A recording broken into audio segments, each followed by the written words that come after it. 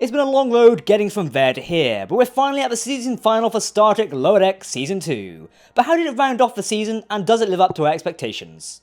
Welcome to Trek Central, I'm your host Captain Jack, and let's get right into it. In the Season 2 final, the USS Cerritos is tasked to aid an Obina-class starship on a first contact mission. The episode was written by showrunner Mike McGann and directed by Jason Zurek. And when the showrunner is writing the episode, you know it will only tie in together some of the plot threads that have been shown in this season so far, but also teases for what's to come in Season 3. If you want to keep up to date on all the latest Star Trek news, lore and more, then make sure to hit that subscribe button to never miss a video from the team here at Trek Central. You can follow us on social media for daily updates on the Star Trek universe. As always, let us know your thoughts down below in the comment section, because if you are talking about Star Trek, then we want to hear about it.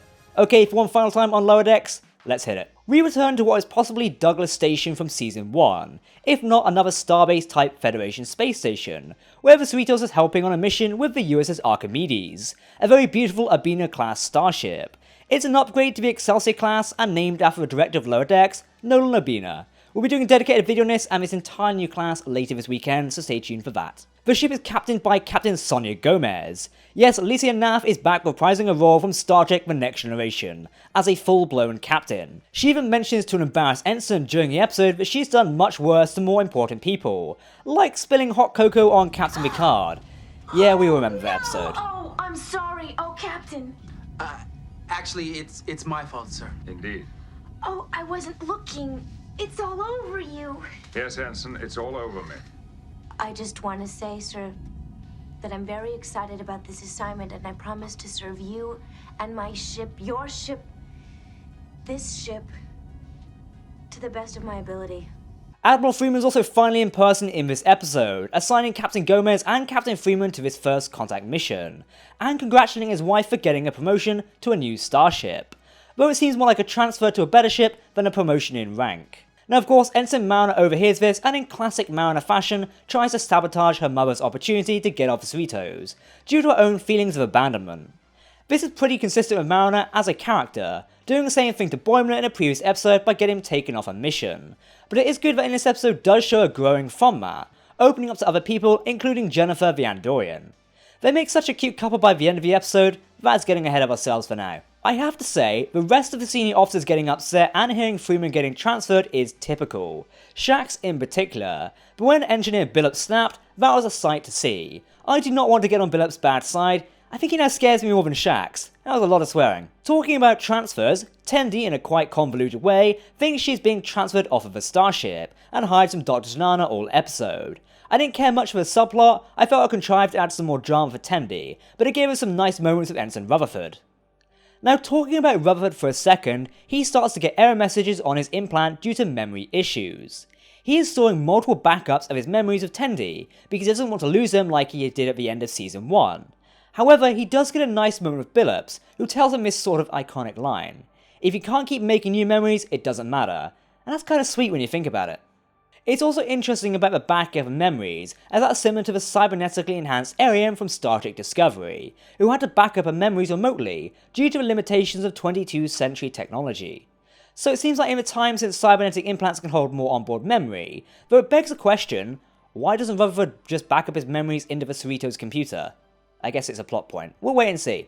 Now, an interesting thing to know is that Rutherford's weird memories he seems to have forgotten is that some obscure people are putting something weird in his implant. I am sure this is setting up some kind of plot thread for Season 3, and it is really cool. I do wonder where it will go.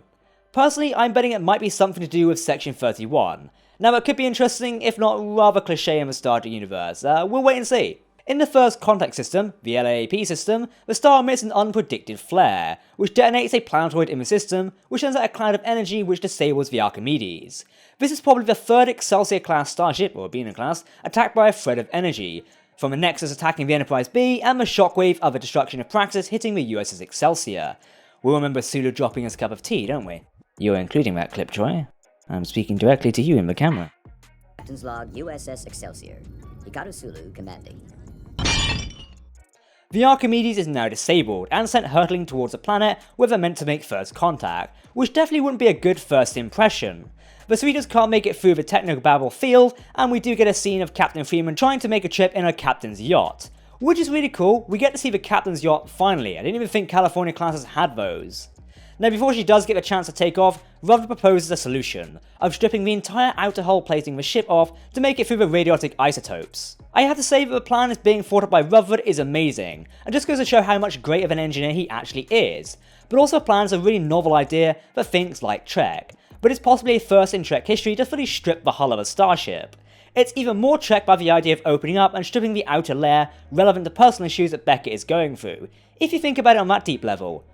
Yeah, I was a bit deep for a second. The whole crew is assigned to strip the hull plating, which is an extremely cool scene. Seeing a ship without its outer layer done is cool, but also kinda creepy at the same time. And to get the final hull panel off of the ship, our lower deckers go to Cerritos Ops. We finally get to see Cerritos Ops, something that's been hinted at in the blueprints of the Enterprise D and in Season 1 of Lower Decks. But finally we see some dolphins in Starfleet uniforms, to help in the navigation of the ship. Boimler has to dive down to unlock the final hull panel, so the ship can go through the field and save the Archimedes, because apparently the controls underwater aren't made for dolphins. Well done Starfleet engineers, another one bites the dust. Our lower deckers get put in danger once again, as Mariner is sent flying out of the ship, but is saved by Jennifer the Andorian.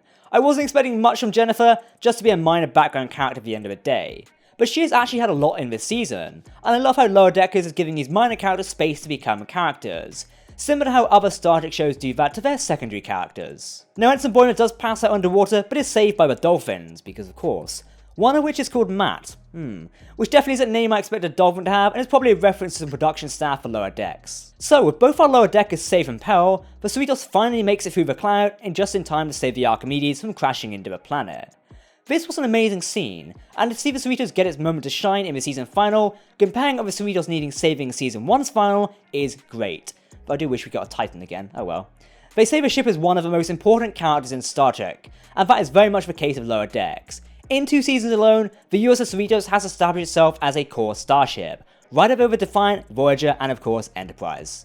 And just like that, the Cerritos being the leading lady, so too is Captain Carol Freeman, and she does first contact with the Lazarpians instead of Sonia Gomez, truly showing that she is capable of being a captain of a ship with more responsibilities than just second contact and cleaning up other people's mess. The thing that Ensign Tendi had been scared of was actually her being put into the Science Officer program, as she is simply too good to stay stuck in sickbay.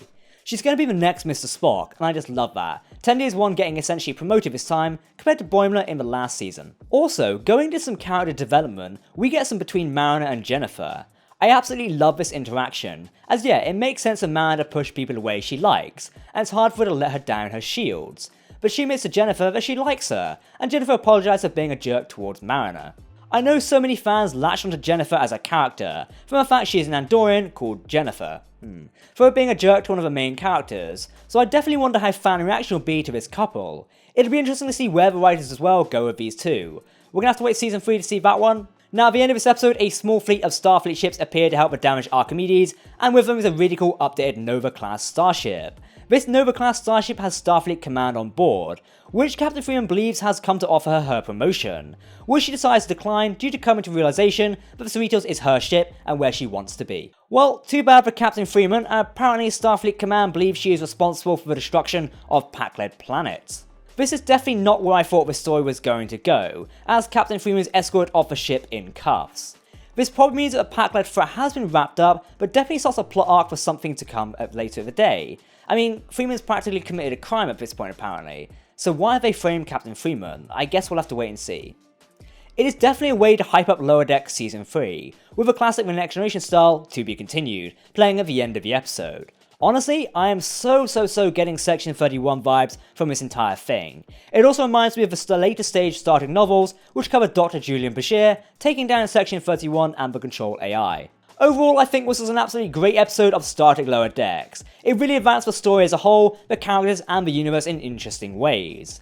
Mike McCann did an excellent job in writing this episode, and setting up the next season, making the plot of this episode and this arc tie up in a satisfying way, yet still giving us hints at what we can expect and look forward to next season. The inclusion of legacy character of Captain Sonia Gomez is an interesting addition.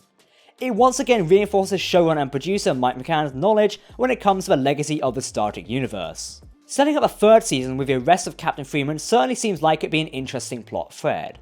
Perhaps a new captain will be installed for the Cerritos, or we'll see Commander Ransom take over in Captain Freeman's place. Either way, I think setting up this dynamic is really going to be interesting. Again, we're going to just have to wait and see. Overall, I will say that Lower Decks Season 2 has once again outdone itself. The little series, which many were initially hesitant to accept as a comedy within the Star Trek universe, has firmly established itself. Hopefully the upcoming 3rd season, which is fully confirmed by the way, will give us more cameos and more. Hopefully Lower Decks Season 3 is on its way in 2022. But that's our review and breakdown of the season final of Star Trek Lower Decks Season 2. What did you think of this episode, and who do you think is responsible for the destruction of Packlet Planet? We need another boomer. What? No! One Peruvian bomb is enough! We already used it. You used it? On what? Why? We wanted to test it on a big asteroid, but then it stopped working. It was a bomb! You can only use it once! This is Dorg. Transport another explosive onto the Packlet vessel. Yes, Captain. And has this made you excited for whenever the next season will come out? Let us know in the comment section below, because once again, if you're talking about Star Trek, then of course we want to hear about it. Then make sure to hit that subscribe button to never miss a video from the team here at Trek Central. You can also follow us on social media or join our community Discord server. For now, I've been Captain Jack, thanks for watching, and we'll see you next time. Live long and prosper, my friends, goodbye.